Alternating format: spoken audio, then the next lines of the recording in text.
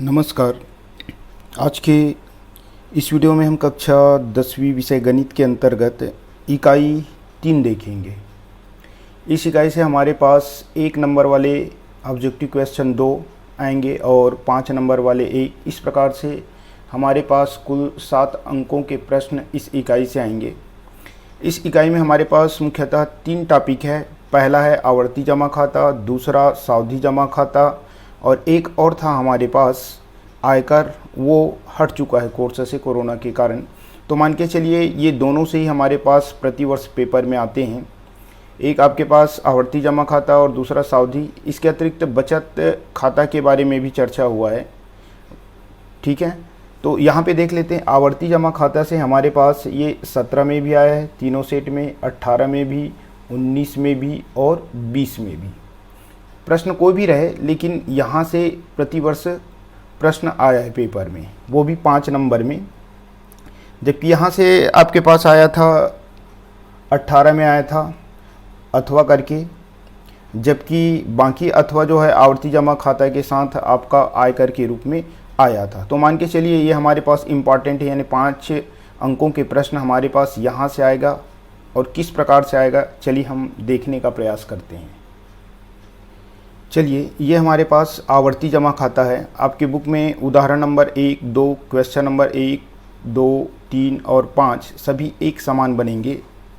जैसे हमारे पास उदाहरण है, इस उदाहरण को समझाऊंगा, सेम टू सेम ये भी बनेंगे और इसमें थोड़ा सा चेंजेस रहेगा क्वेश्चन नंबर 4 और 6 में। इसके लिए हमारे पास केवल यही फार्मूला यूज़ होगा। हमारे पास फार्मूला क्या है? ब्याज बराबर P गुणित R बटे 100 गुणित 1/12 ब्रैकेट में n + 1/2 ब्रैकेट क्लोज। इसको 12 दूनी 24 करके सीधा लिख सकते हैं। n ब्रैकेट में n + 1/24 भी लिख सकते हैं, आपकी इच्छा ऊपर है। जहाँ पे p क्या है हमारे पास? मासिक किस्त राशि, यानी प्रति माह जमा करने वाली राशि। और इसी राशि पर यानी मूलधन पर ही हमेशा ब्याज की गणना की जाती है। आवर्ती जमा खाता में मूलधन पर ही ब्याज की गणना की जाती है। ये 1 साल पेपर में आ चुका है। यहाँ पे मासिक किस्तों की संख्या यानी n आपके पास जो वर्ष में दिया रहेगा उसको माह में चेंज करना है। यहीं पे याद रखेंगे, धोखा नहीं खाएंगे। वर्ष में दिया रहेगा आपके पास, उसको 12 से गुना कर देंगे तो आपके पास मासिक किस्तों की संख्या यानी कितने माह हुआ वो आ जाएगा। जैसे 1 साल में 12 माह होता है तो 2 साल में 24, 3 साल में 36 धन ब्याज, और ब्याज को आप जोड़ दोगे तो ये फार्मूला यूज़ होगा। इसके द्वारा ब्याज आएगा। उसके बाद कितना राशि उनको प्राप्त होगा उसके लिए आपको P गुणित n, P यानी मूलधन यानी प्रति माह जो जमा किया जाता है वो राशि, n यानी आपके पास कुल महीनों की संख्या और उसमें इंटरेस्ट यानी ब्याज को आपको जोड़ देना है। तो आपके पास यही नियम फॉलो करना है। ठीक है, पेपर में प्रतिवर्ष आए कौन कौन से क्वेश्चन है इसको देखते हैं। ये सीधा आपके बुक से है। ये क्वेश्चन नंबर 2 है, इसमें रेशमा वाला है, जिसमें आपके पास ये 18 का A, B, C तीनों सेट में आया था। 18 में जब आया था तो ये 200 के बजाय यहाँ पे 100 रुपया कर दिया गया था, जबकि 2000 में जो आया था इसमें सेम टू सेम आया था। ये चौथा क्वेश्चन पद्मनी वाले आपका आया था 19 के तीनों सेट में। 12वां क्वेश्चन आया था, ये सावधि जमा खाता वाला है, छमाही के लिए 18 के तीनों सेट में। जबकि ये उदाहरण नंबर 4 18 के तीनों सेट में आया हुआ था। इस प्रकार से जो भी आया इनको आपको दिखा दिया। अब मैं एक क्वेश्चन आप लोगों को हल करके दिखाऊंगा। चलिए इस प्रश्न को अपन हल करते हैं। ये 17 में आ चुका है। करीम भारतीय स्टेट बैंक में 150 रुपये प्रति माह की दर से 2 वर्ष तक आवर्ती जमा खाता में निवेश करता है। यदि ब्याज की दर 5% वार्षिक हो तो उसे 2 वर्ष बाद कितनी धनराशि बैंक द्वारा भुगतान की जाएगी। पहला काम, ये क्वेश्चन को आप कैसे पहचानेंगे कि ये आवर्ती जमा खाता का है। तो सीधा आपके पास देखो ये दिया है आवर्ती जमा खाता। प्रश्न को सीधा देखना, आवर्ती जमा खाता दिया है यानी आपको हल करना है। सीधा जब आप हल करेंगे तो आपके पास जो मान रहेगा उसी मान के आधार पे आप लिखने का प्रयास करेंगे। जैसे हमारे पास क्या क्या मान दिया है? P बोले तो क्या हो गया? प्रति माह यानी मासिक किस्त राशि कितना जमा कर रहा है यहाँ पे? 150। तो यहाँ पे लिखना है आपको मासिक किस्त राशि, मासिक किस्त राशि, मासिक किस्त राशि अर्थात P बराबर हमारे पास 150 रुपये आएगा। ये हो गया हमारा मासिक किस्त राशि। ठीक है। उसके बाद दूसरा हमारे पास R का मान यानी हमारे पास दर। तीसरा है N का मान यानी हमारे पास क्या है, मासिक किस्तों की संख्या। तो N का मान तुरंत दिया है यहाँ पे, ये वाला है हमारे पास। तो यहाँ पे लिखे मासिक किस्तों की संख्या,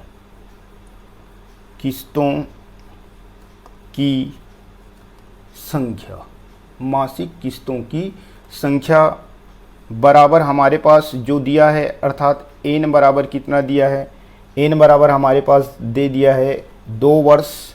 इस 2 वर्षों को हम क्या करेंगे, माह में चेंज करेंगे, क्योंकि मासिक शब्द बोल रहे हैं, यानी हमारे पास क्या हो जाएगा, 2 को 12 से गुना करेंगे तो ये माह में चेंज हो जाएगा, अर्थात 12 दूनी 24 माह होगा। ये आपको याद रखना है। ठीक है। अब अपने को क्या करना है, अब हमें दर लिखना है। दर हमेशा प्रतिशत में रहता है। देखिए 5%, तो हमारे पास क्या आ जाएगा, दर यानी ब्याज की दर, यानी डायरेक्ट दर बस भी लिखेंगे तो भी चलेगा। ये हमारे पास दर है। दर को शो किया जाता है किससे, स्मॉल r से, इज इक्वल टू हमेशा परसेंटेज में रहेंगे, कितना, 5%। प्रतिशत लिखेंगे तो भी चलेगा, नहीं लिखेंगे तो भी चलेगा। अब हमारे पास ज्ञात क्या करना है, बैंक उसको कितना धनराशि भुगतान करेगा। तो सीधा हम सूत्र में आ जाएंगे। ये हमारे पास सूत्र, जो सूत्र आपको दिखाया था, क्या, ब्याज बराबर P into R upon 100 into bracket में हमारे पास क्या रहेगा, N, फिर ब्रैकेट में N+1 अपॉन 2 ब्रैकेट क्लोज। यहाँ पे हमारे पास इसको डायरेक्ट चाहे तो हम 12 दूनी 24 करके यहाँ पे 24 लिख देंगे। ये ज़्यादा अच्छा रहेगा ताकि आप लोगों के लिए ज़्यादा बेहतर हो। तो N ब्रैकेट में N+1 अपॉन 24। अब यहाँ पे अपन क्या करेंगे, मान रखेंगे। चलिए मान रखते हैं। हमारे पास क्या क्या चीज़ दिया है, P का मान तो हमारे पास दिया है 150 गुणित R का मान अभी लिखे हैं 5 बटे क्या हो जाएगा 100 गुणित N यानी हमारे पास क्या है, N यानी 24, ये हमारे पास 24, N यानी 24 प्लस 1 अपॉन ये 24 है, याद रखेंगे, धोखा नहीं होना चाहिए, ये बटे आपके पास पुनः 24 हो जाएगा। ठीक है। अब अपने को क्या करना है, ये 0 कटेगा, ये 0 कटेगा, 5 कम 5, 5 दूनी 10। तो हमारे पास यहाँ पे जो आएगा ये भी कटेगा, ये भी कटेगा। तो आप देख लीजिए ये 15 बटे 2 गुणित 24 और 1 25 बटे कुछ नहीं, यानी अपन क्या लिख सकते हैं 1। अब आपको क्या करना है, या तो इनको कटाओ या तो इनको 2 से भाग दे दो, वो ज़्यादा आपके पास अच्छा रहेगा। 2 से भाग देंगे, 2 सत्ते 14, 15 में 14 गया, 1 दशमलव लगाओ, 1 में शून्य उतारेंगे तो 10 और 2 पंचे 10 यानी 7.5 गुणित हमारे पास आए कितना 24। अब अपने को क्या करेंगे, ये हमारे पास इंटरेस्ट है 25 से 25 पंचे 125 का 5 बच गया हमारे पास कितना 12 और 25 सत्ते 200 होता है, तो 25 सत्ते होता है 175 में आप 12 जोड़ोगे तो आपके पास हो जाएगा 5 वाले में 7 और 8 वाले में 1 यानी 187 दशमलव हमारे पास क्या आया 5। अगर 0 लगा देंगे तो पैसे में चेंज हो गया यानी 50 पैसा, ये हमारे पास आई यानी ब्याज का मान हुआ। चूँकि हमें पूछा गया है कि बैंक द्वारा भुगतान की गई राशि, यानी उनको बैंक द्वारा कितना धन राशि भुगतान किया जाएगा, तो यहाँ पे लिखना है अपने को, अतः बैंक द्वारा भुगतान की गई राशि या डायरेक्ट भी लिख सकते हैं इसके जगह में, अगर आप चेंज करना चाहें प्राप्त राशि ऐसे भी लिख सकते हैं, बराबर। ठीक है, यानी प्रतिवर्ष कितना जमा कर रहा है, यानी P गुणित कितने माह तक वो जमा किया, यानी N प्लस ब्याज को भी उसमें जोड़ना है। तो हमारे पास आएगा क्या, देखते हैं। P का मान 150, जबकि N का मान 24 और I का मान यहीं पे आया है 187.50। राइट, इसको गुना करेंगे तो हमारे पास ये शून्य पहले नीचे उतार लो, प्लस ये तो सेम रहेगा, कोई टेंशन नहीं, सेम लिख दो इसको पहले। अब 15 से 24 का गुना, 15 चौक 60 का, शून्य हासिला 6, 15 दूनी 30 और 6 36, यानी 3600 हुआ यहाँ पे। 3600 में यदि हम जोड़ेंगे कितना, 187.5, तो 6 और 1 7 हो जाएगा, और ये दोनों तो जीरो में आ जाएंगे, यानी 3000 हमारे पास हो जाएगा 3006 और 1 7, यानी 3787.5 रुपये। ये इतना धन राशि जो है बैंक जो है भुगतान करेगा, यही हमारा उत्तर है। विश्वास करता हूँ कि आप लोगों को समझ में आया होगा। इसमें हमारे पास कुछ नहीं रखा है, हमने किया क्या ये आप देखते जाइए, कुछ नहीं किए। एक बार और सरसरी तौर पे आप लोगों को मैं बताने का प्रयास करता हूँ। प्रश्न में हमारे पास P का मान, N का मान और R का मान अगर आपको कितना धनराशि देगा, यानी प्राप्त धनराशि दिया रहेगा, तो आपके पास ये तीनों मान दिए रहेंगे। यानी कुल 4 चीज़ है, ब्याज यानी I ये ज्ञात करना है, R का मान हमारे पास 5 दिया है, N के मान 2 वर्ष यानी 12 दूनी 24 माह, और P का मान हमारे पास दिया है 150। सूत्र को आपको याद रखना है, ब्याज बराबर P into R upon 100 into N bracket में N प्लस 1 अपॉन 24, यानी 24 आपको याद रखना है। ऐसे बुक में यहाँ पे 1/2 और यहाँ पे 2 दे दिया, उसको डायरेक्ट भी लिख सकते हैं। यहाँ पे P का मान 150 गुणित आपके पास क्या हो गया, 5/100, 0 0 कटा, 5 दूनी 10, तो 15/2 आया ये, और ये 24 और 24 कटा तो 25, 24 और 1 25, इनको हल किए तो 15 का आधा होता है 7.5, फिर इनको गुना किए तो 187 हमारे पास 5 आया। फिर बैंक उनको कितना धनराशि भुगतान करेगा, इसके लिए अपने को क्या करेंगे, प्रति माह वो जमा करता है वो 150 यानी P का मान, N यानी कुल माह यानी 24 प्लस I यानी 187.5। तो इस प्रकार से हल किए तो हमारे पास कितना है, 3787.50 यानी 50 पैसे उनके द्वारा दी जाएगी, यानी 3787.50 रुपये उनको प्रदान किया जाएगा। ठीक है, विश्वास करता हूँ कि आप लोगों को समझ आएगा। अब एक क्वेश्चन इसी में और देख लेते हैं अपन। ये यहाँ पे अपन देखेंगे क्वेश्चन नंबर 4 और 6, हालांकि एक भी साल नहीं आया है, क्या पता इसको दे दे तो आप कंफ्यूज ना हो जाएं, और बाकी सब क्वेश्चन तो सेम इसी के आधार पे बनेगा। ये मान बस आपका चेंज होगा, 150 की जगह कुछ और दे दिया जाए, 2 की जगह बदल दिया जाए और 5 की जगह, फिर आप इनको बनाने में आपको कोई प्रॉब्लम नहीं होगा। तो यहाँ पे 4 और 6 में से अगर आ जाएगा तो प्रॉब्लम ना हो, ऐसे करके हम 4 या 6 में से किसी एक को देखते हैं। इसमें आपके पास क्या रहेगा, यहाँ पे आप देखिए P, R और N का मान दिया है और ब्याज यानी I का मान ज्ञात किए हैं। तो इसमें क्या हो जाएगा, आपके पास ब्याज दिया रहेगा, ब्याज दिया रहेगा, उनमें से 3 में से यानी P, R और N में से कोई 2 दिया रहेगा, किसी एक को ज्ञात करो बोलेगा, तो पक्षांतर करके हल करेंगे और हमारे पास मान आ जाएगा। चलिए देखते हैं। चलिए हमारे पास ये प्रश्न है, प्रश्न में क्या दिया है, पद्मनी ने जिला सहकारी बैंक में प्रति माह 10 वर्ष के लिए, यहाँ पे देखिए 10 वर्ष दिया है ये, उसके बाद के लिए आवर्ती जमा खाता, देखो ये आवर्ती जमा खाता शब्द भी आ गया, आवर्ती जमा खाता खोला।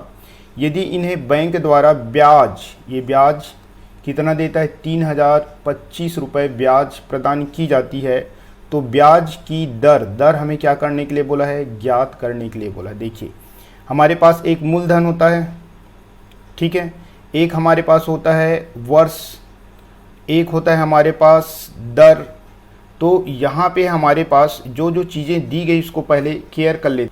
चलिए देखो यहाँ पे बोल रहा है कि पद्मनी ने जिला सहकारी बैंक में 100 रुपये प्रति माह 10 वर्ष के लिए, 100 रुपये ने अपने पास मूलधन, 10 वर्ष को यदि हम माह में चेंज करेंगे तो 10 गुणित 12 यानी 120 माह आवर्ती जमा खाता खोलता है, ब्याज उनको मिलता है 3025 रुपये। तो हमें दर ज्ञात करने के लिए बोला गया। चलिए सीधा अपन हल करते हैं। तो हमारे पास यहाँ पे हल, हमें जो जो चीज़ चाहिए उन चीज़ों को यहाँ पे क्या करेंगे, लिखेंगे। यहाँ पे हमारे पास जमा कर रहा है यानी मूलधन भी लिख सकते हैं, मूलधन, या मासिक किस्त राशि भी लिखा जा सकता है, जो भी लिखना चाहें। यानी P = हमारे पास 100 रुपये है, ऐसे, ठीक है। उसके बाद और हमारे पास क्या दिया है, 10 दिया है। 10 हमारे पास क्या है, मासिक किस्तों की संख्या, मासिक किस्तों की संख्या, किस्तों की संख्या, मासिक किस्तों की संख्या। मासिक किस्तों की संख्या हमारे पास कितना दिया गया है, n बराबर 10, ये वर्ष में है, जबकि मासिक बोला है यानी मास में चेंज करेंगे तो 12 से गुना करके यहाँ पे हम क्या लिख देंगे, माह। यानी हमारे पास कितना आया, 120 माह। कितने माह आए, n का मान 120 माह, ये याद रखेंगे। अब हमारे पास क्या दिया है, ब्याज दिया है। ये ब्याज हमारे पास दिया है 3025 रुपये। तो यहाँ पे ब्याज लिखेंगे, ब्याज, इंटरेस्ट, यानी आई से शो कर सकते हैं। 3025 रुपये हमको ब्याज ज्ञात करने के लिए क्या बोला है, दर कितना प्रतिशत होगा, यानी हमको बोला है कि दर ज्ञात कीजिए। ये दर को R से शो किया जाता है और यहाँ पे लगा दीजिए क्वेश्चन मार्क। तो इस प्रकार से आप देखिए हमारे पास इतने सारी चीज़ें हैं। P का मान 100, N का मान यानी 120 माह, ब्याज 3025, R यानी दर का मान हमें ज्ञात करना है। 4 में से कोई एक छूटा है। अब डायरेक्ट अपन क्या लिखेंगे, सूत्र लिखेंगे। यहाँ पे हमको क्या लिखना पड़ेगा, सूत्र जो अपन उपयोग किए थे, ये हमारा सूत्र। ब्याज बराबर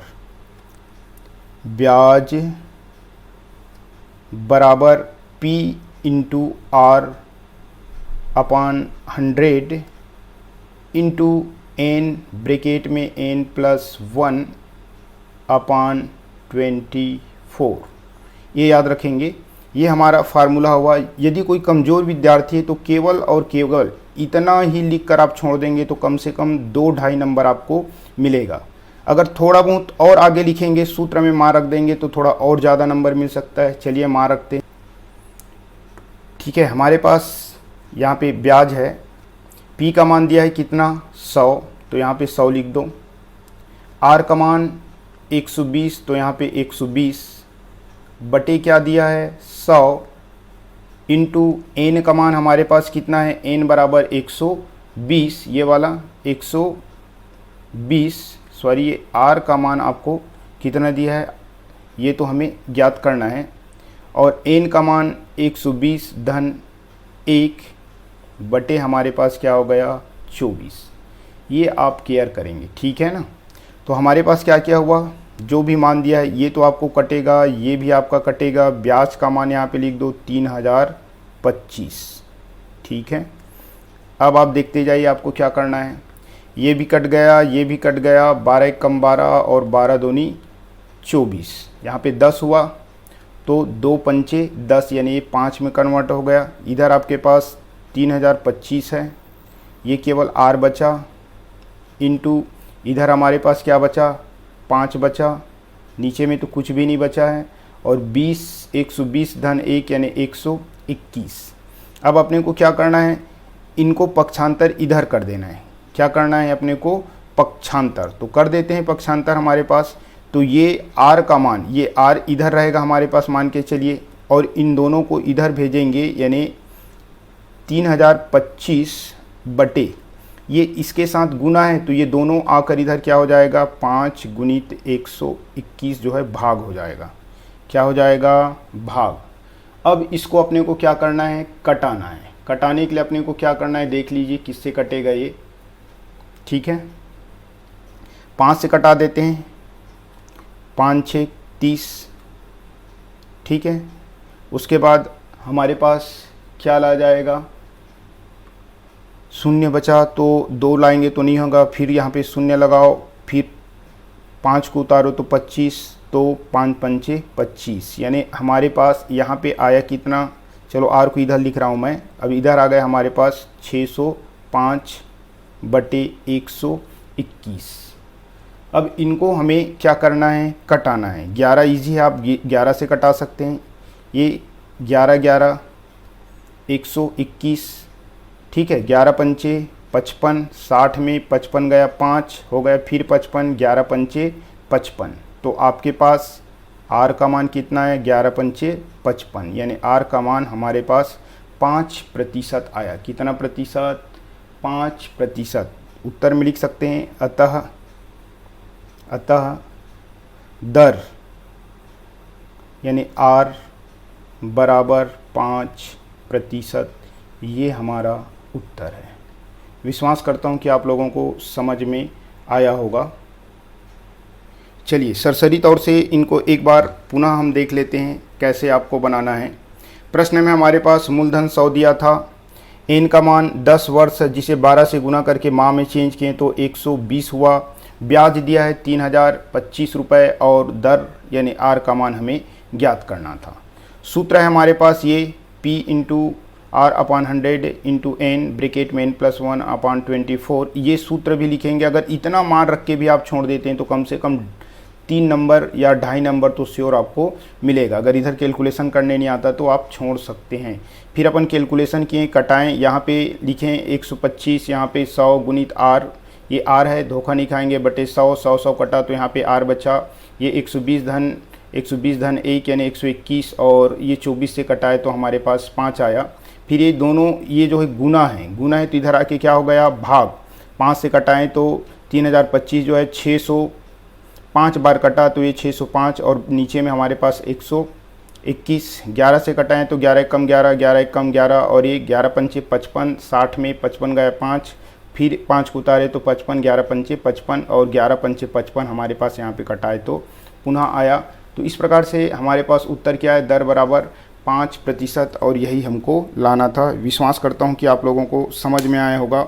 और ये भी क्वेश्चन इम्पॉर्टेंट था क्योंकि हमारे पास कौन से एक सन में आ चुका है, 19 में, क्या पता इस साल भी आ जाए। तो हमारा काम यही रहेगा कि कम से कम इनको भी अच्छे से हम देख लें। पुनः वीडियो देखने के लिए आप सभी को धन्यवाद। मेरे द्वारा हिंदी के भी वीडियो पूरा डाला जा चुका है, आप चाहे तो आप जाकर उसको भी देख सकते हैं और गणित का धीरे धीरे डलाया जा रहा है। धन्यवाद।